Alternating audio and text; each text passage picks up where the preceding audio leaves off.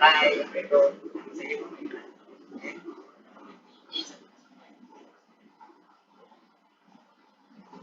belakang MAHB. Malaysia Airport Berhad dikorporatkan pada tahun 1991 apabila Parlimen Malaysia meluluskan satu kertas kerja untuk mengasingkan Jabatan Penerbangan Awam DCA kepada dua entiti yang masing-masing mempunyai perspektif tugas yang berbeza. Syarikat pemegangnya, Malaysia Airport Holdings Berhad (MAHB), telah dikorporatkan sebagai sebuah syarikat awam berhad pada 2 November 1999.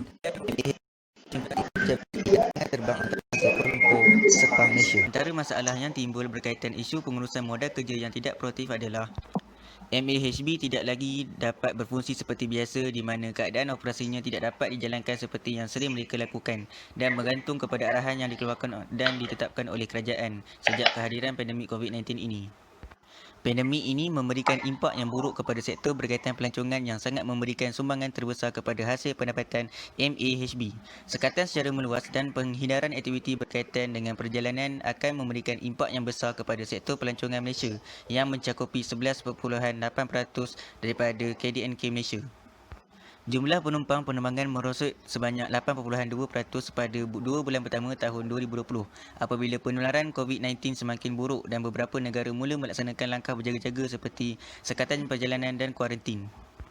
Apabila perkara sebegini berlaku, MAHB terpaksa mengurangkan bilangan pekerjanya sehingga menyebabkan pengangguran yang agak tinggi kepada pekerja yang telah berkhidmat dengan MAHB di setiap cawangan di seluruh negara disebabkan hasil daripada bilangan penumpang yang agak sedikit berbanding dengan hari-hari sebelum kedatangan pandemik COVID-19 ini. Di samping itu, kekurangan para pelabur yang yakin untuk melabur di MAHB pada baru-baru ini juga menyebabkan MAHB kurang memperoleh hasil perolehan modalnya. Ikuti juga dengan teks ucapan Tun Dr. Mahathir, mantan Perdana Menteri yang pada ketika itu beliau merupakan Perdana Menteri interim mengenai pakej rancangan ekonomi 2020 semasa hujung bulan Februari sebelum pertukaran kerajaan baharu yang menyatakan MAHB perlu mengurangkan kadar sewa premis kepada penyewa di lapangan terbang dan juga akan mengurangkan cas pendaratan dan parkir. Pada penunjuk nombor 11 turut menjejaskan hasil perolehan MAHB itu sendiri.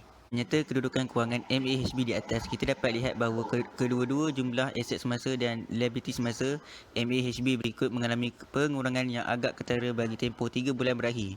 Akan tetapi, peratus pengurangan jumlah aset semasa adalah lebih tinggi daripada peratus pengurangan jumlah liability semasa, di mana peratus pengurangan jumlah aset semasa adalah sebanyak 15.59% berbanding dengan peratus pengurangan jumlah liability semasa yang hanya sebanyak 2.28% sahaja.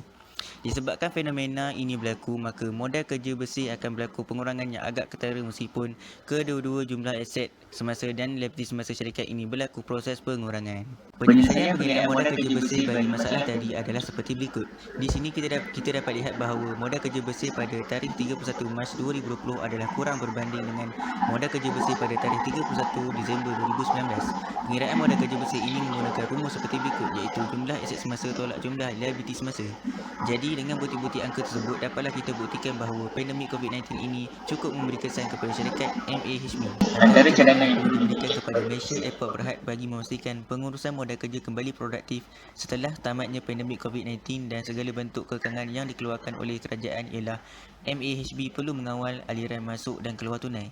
MAHB perlu sentiasa memastikan aliran masuk tunai ke syarikatnya lebih tinggi daripada aliran keluar tunainya.